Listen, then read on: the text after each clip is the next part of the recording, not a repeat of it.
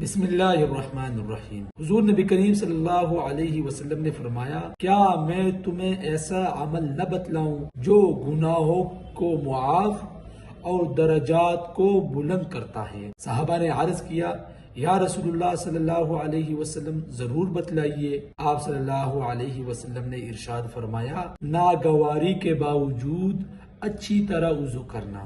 آج کل سردیوں کا موسم ہے، تو سردیوں میں انسان وضو کرتا ہے تو سخت ناگوار گزرتا ہے، دل نہیں چاہتا وضو کرنے کو، لیکن ناگواری کے باوجود اچھی طرح وضو کرنا، حضور صلی اللہ علیہ وسلم نے فرمایا، یہ گناہوں کو معاف اور درجات کو بلند کرتا ہے۔ نمبر 2، مسجد کی طرف زیادہ قدم اٹھانا، اور نمبر 3، ایک نماز کے بعد دوسری نماز کا انتظار کرنا۔